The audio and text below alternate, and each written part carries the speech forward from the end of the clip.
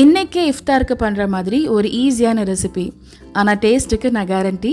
Chicken cheese samosa செம்ம சூப்பராக இருக்கும். இப்போ இது எப்படி செய்கிறதுன்னு பார்க்கலாம். இந்த சமோசா பண்ணுறதுக்கு ஃபர்ஸ்ட் வந்து சிக்கனை வேக வச்சு எடுத்துக்கணும். அதுக்கு ஒரு பேனில் கொஞ்சமாக எண்ணெய் சேர்த்துட்டு 1 டேபிள் ஸ்பூன் அளவுக்கு இஞ்சி பூண்டு பேஸ்ட் வந்து சேர்த்துருக்கேன். இந்த இஞ்சி பூண்டு விழுதோட பச்சை வாடை எல்லாமே போன பிறகு 1/4 கிலோ போன்லெஸ் சிக்கன் வந்து சேர்த்துருக்கேன். சிக்கனுக்கு தேவையான உப்பு சேர்த்து நல்லா வதக்கி விடுங்க. நம்ம எண்ணெயில் வதக்குறதுலேயே சிக்கன் வந்து பாதி அளவுக்கு வெந்துடும். இப்போ இதில் கொஞ்சமாக தண்ணி சேர்த்து மூடி போட்டு வேக வச்சிடலாம். ஒரு 10 நிமிஷத்தில் சிக்கன் எல்லாமே சூப்பராக வெந்துருச்சு. நான் சிக்கனை மட்டும் தனியாக எடுத்து வச்சுக்க போகிறேன். இனி வந்து வெங்காயத்தை வதக்கி எடுத்துக்கணும். எனக்கு பேனில் இருந்த எண்ணெயே போதும், நான் திரும்ப வந்து சேர்க்கல. உங்களுக்கு தேவைப்பட்டால் நீங்கள் சேர்த்துக்கலாம். ஸோ 1/4 கிலோ சிக்கனுக்கு ஒரு 1/2 kg அளவுக்கு வெங்காயத்தை ஸ்லைஸாக கட் பண்ணி வச்சுருக்கேன். இப்போ இந்த வெங்காயத்தை அப்படியே சேர்த்துக்கலாம். நம்ம சேர்த்த வெங்காயத்தை நல்லா வதக்கி எடுத்துக்கணும். அப்போ தான் இந்த ஸ்டஃபிங் வந்து நல்லாயிருக்கும். இப்போ இதில் சின்னதாக ஒரு கேப்சிகம் வந்து கட் பண்ணி வச்சுருக்கேன். அதையும் வந்து சேர்த்துக்கிறேன்.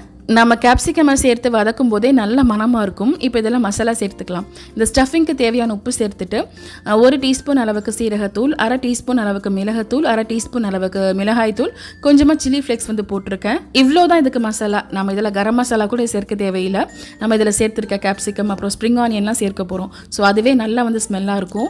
உங்கள் காரத்துக்கு ஏற்ற மாதிரி மிளகுத்தூள் மிளகாய்த்தூள்லாம் சேர்த்துக்கலாம். சில்லி ஃப்ளேக்ஸ் வந்து சேர்க்காட்டியும் பரவாயில்லை.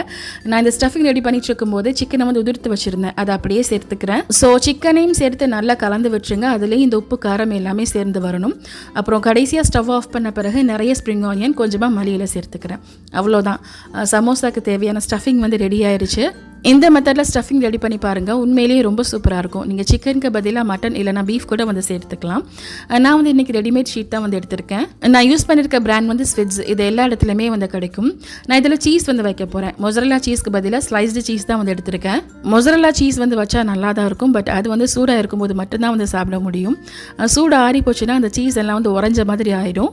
இந்த நோன்பு டைமில் நம்ம இஃப்தாருக்கு செய்கிறதெல்லாம் சூடாக சாப்பிடவே முடியாது. எல்லாமே கொஞ்சம் லேட்டாக சாப்பிட்ற மாதிரி தான் வந்து இருக்கும். ஸோ அதுக்காகவே நான் இந்த சீஸ் வந்து சேர்த்துருக்கேன். நீங்கள் வந்து பீஸா சீஸ் கூட சேர்த்துக்கலாம். அது உங்கள் விருப்பத்தை பொறுத்தது.